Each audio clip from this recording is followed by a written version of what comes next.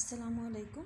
आज हम जो है वो consider what happen when SO2 and O2 gases are mixed in a sealed container. अगर हम सबसे पहले में देखें तो हमारे पास एक ग्रीन बॉल है, ग्रीन बॉल नहीं बल्कि मस्टर्ड कलर की बॉल है और दो छोटी रेड बॉल्स, वो SO2 and O2 are both are red balls.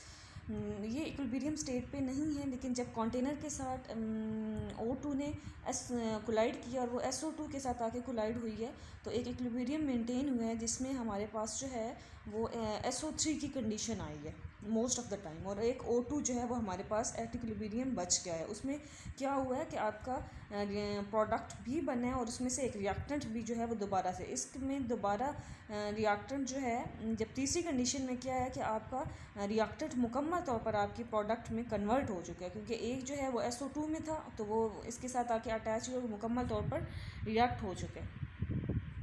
उसके बाद जो है वो हम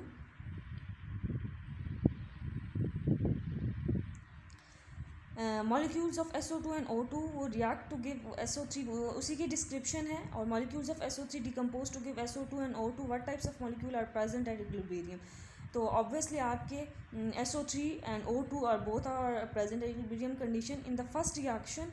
SO2 पहले रिएक्शन में अगर आप देखें तो SO2 एंड O2 प्रोड्यूस, उसने SO3 प्रोड्यूस किया। सेकंड में क्या हुआ है कि SO3 डिकम्पोज हो गया इनटू SO2 एंड O2, यानी एक दफ़ा वो कन्वर्ट हुआ है। लेकिन थर्ड में क्या हुआ है कि पूरा रिएक्शन कंप्लीट होने के बाद दोबारा से वो कन्वर्ट हो गया है किसमें, SO2 एंड O2 में।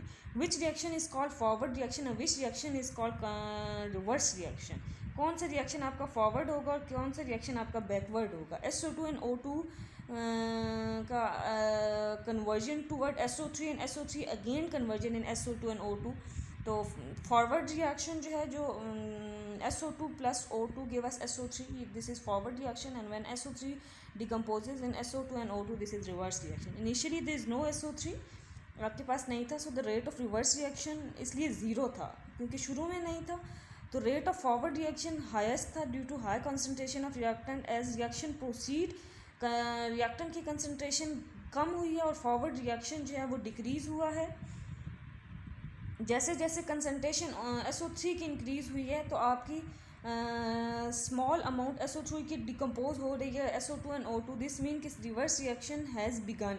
इसमें एक्शन में SO3 act as a reactant and produces SO2 and O2, so reverse reaction is 2SO3 give us 2SO2 plus O2। जैसे ही SO3 की हायर होगी तो रिवर्स रिएक्शन स्पीड अप होगा।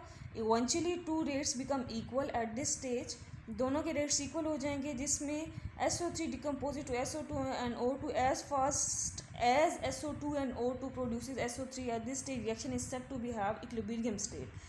As a state of equilibrium reaction in which forward and reverse reaction take place at same rate is called chemical equilibrium. Chemical equilibrium is dynamic equilibrium. This is because reaction do not stop when they come to equilibrium state. They both occur in both direction, and at the end I will describe you in the simple words that how chemical equilibrium established. Now we will discuss how it mentioned in the book. Individual molecules keep on reacting in continuously, but there is no change in actual amount of reactant or product. This means concentration of reactant product become constant at equilibrium state. This is the example, we will discuss it later.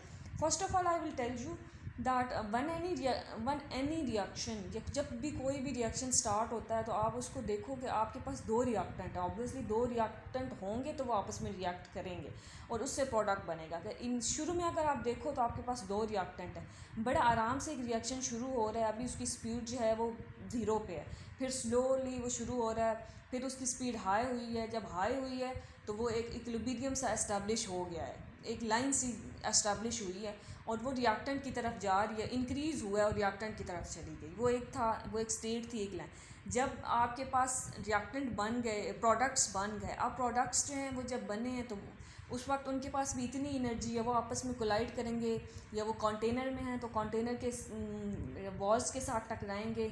जैसे भी है, अगर तो दो हैं तो वो आपस में भी टकराएंगे, कंटेनर अगर एक है तो वो कंटेनर की वॉल के साथ टकराएगा। और तो उस वक्त उनकी भी एनर्जी भी हाई होती है, वो बन भी रहे होते हैं और फिर कंटेनर की एनर्जी सील्ड अप हुए होते हैं, एक इन्वायरमेंट होता है।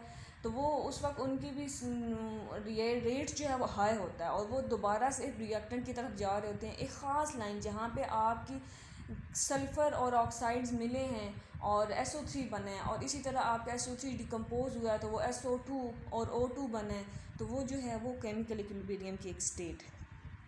This is the end of the topic. Kindly मेरे चैनल को सब्सक्राइब करें और लाइक और शेयर ज़रूर करें।